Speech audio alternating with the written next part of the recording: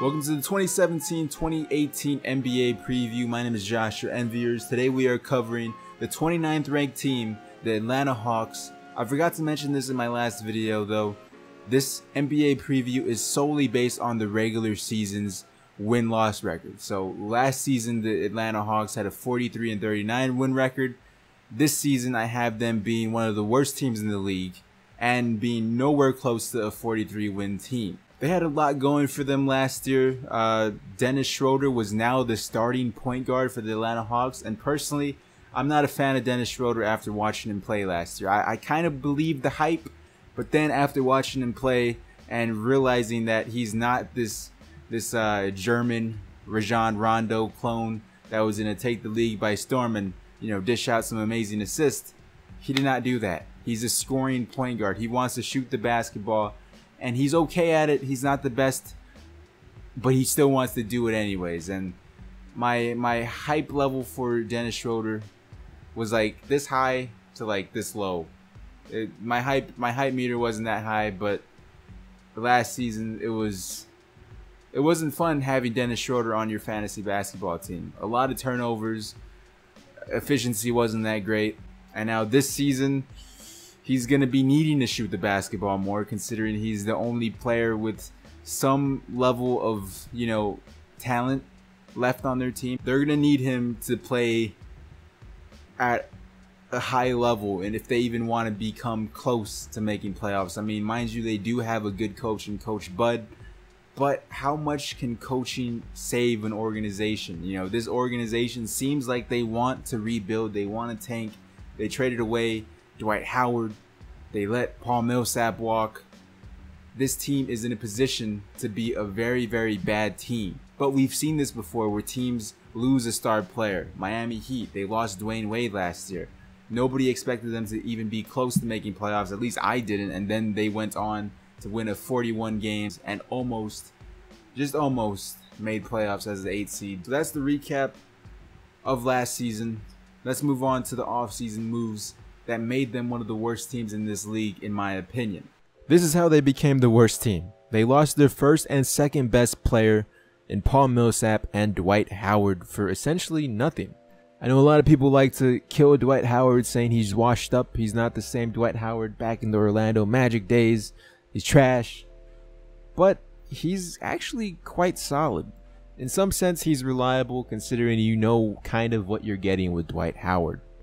You're getting a big that really can't shoot the basketball outside of the paint, but apparently he's working on his three-point shot this season, so yeah, we'll see how well that goes in Charlotte. You can't lose two of your key players and not expect to fall off from what you were last year, especially when they didn't add anything at all. They added low expectations, I guess. Probably a trip to the lottery, so they could finally rebuild, thankfully. But then, adding insult to injury, they also lost two of their key rotation players in Tim Hardaway Jr., who brought the offense, and Thabo Sefolosha, who brought the defense. So, man, this Atlanta Hawks team is going to struggle this upcoming season on paper. If you look at this Atlanta Hawks team on paper, this team is probably going to be one of the worst teams in the league. On the positive sides, though, not everything is negative when it comes to their offseason moves. They were able to get John Collins and Tyler Dorsey with the 19th and 41th pick in the NBA draft this season, which honestly, we're going to be looking at this roster in the upcoming slide here. They're going to get a lot of PT, or they should get a lot of PT. I know a lot of NBA teams, they like starting their veterans. They like starting the best available player rather than their young guys right away, because during the beginning of the season, every team's trying to win. Then halfway through, they figure out, okay, we're not making playoffs. We're not going anywhere. Let's just put in all of our young guys here and see what they got. So that might be a case for John Collins and Tyler Dorsey this upcoming season. Moving on, let's talk about the projected starting rotation for this Atlanta Hawks team. In the middle, we got Dwayne Dedmon. Not going to lie, he kind of grew on me over time playing with the San Antonio Spurs. I'm kind of being generous here at this next spot, putting John Collins at that starting power forward position, but I honestly think he could crack the rotation. He's a traditional power forward, which might not tend well considering the league is going for that stretch four and bigs that could shoot the basketball, and John Collins right now cannot shoot the basketball. Like I said, traditional big, but I like him. I like this starting five with Bazemore, Bellinelli, and Schroeder. I think this is going to be their go-to rotation. I could be wrong, obviously. Maybe one of these bench guys or someone I don't even have listed will be a better starter for this Hawks team that is clearly in that rebuilding phase. Taking a look at their bench now, they got bigs that can actually shoot the 3-ball in Muscala and Ilyasova, along with Taurean Prince as well. He could play that stretch forward position if needed. Their backup guards, however, DeAndre Bembry and Malcolm Delaney, not a huge fan of them. I have a feeling Tyler Dorsey is going to outplay one of those guys. But hey, overall, it's pretty solid for losing your 2 best players and being projected to be one of the worst teams in the league. That rotation, it doesn't look that good. The only reason why I have them at 29 is because they have a good coach. Compared to the Chicago Bulls, Fred Hoiberg's not a proven coach. I feel like Coach Bud is a more proven coach at this point in his career.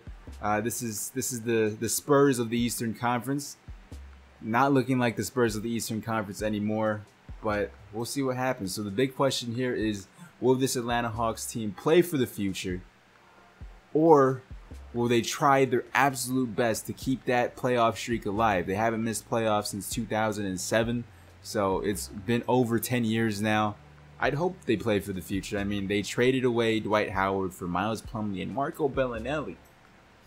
Not the best trade on paper, and then they let Paul Millsap walk, so this team does have 5 first-round picks for the next 2 drafts. That's a good thing, considering their best player right now is a 23-year-old point guard who has a lot of improving to do. So that means a lot of young talent coming in this next few years for the Atlanta Hawks team so they could all grow together. One thing I am going to say about these bottom teams, projected bottom teams in this NBA preview, is that it's good to be at the bottom if you're not at the top. What's worse than being at the bottom in the NBA is being in the middle. Being a middle of the pack team, being mediocre year after year after year, not making playoffs, almost making playoffs year after year. It's better to be last than to be those guys, because those guys aren't doing anything. And this year was a weird year because we saw a lot of bottom teams rise from the bottom and a lot of middle of the pack teams fall from the middle of the pack and now become one of the worst teams in the league. Hence the Chicago Bulls and the Atlanta Hawks. They were kind of a top tier team, hanging on to that top tier status, edging from top tier to mediocre constantly. So hopefully this Atlanta Hawks team does play for the future. They need to be at the bottom so they could rebuild. There needs to be a point where the management just says, okay, we're not accomplishing anything. LeBron James is still in the Eastern Conference. Let's get younger. So with that said, do you agree with my opinion on the Atlanta Hawks, or do you disagree? Let me know in the comment section below. I'd like to thank you guys for watching. Leave a like on this video if you did enjoy. These videos do take a long time to make. Before you leave, however, check out some of these other videos on screen right now. I should have a playlist of this NBA preview in the description below as well, so you guys can check out. Follow me on Twitter at Enviers if you want to discuss this or chat it up about anything else, along with sharing these videos on any social media to help this series grow and help more people witness greatness.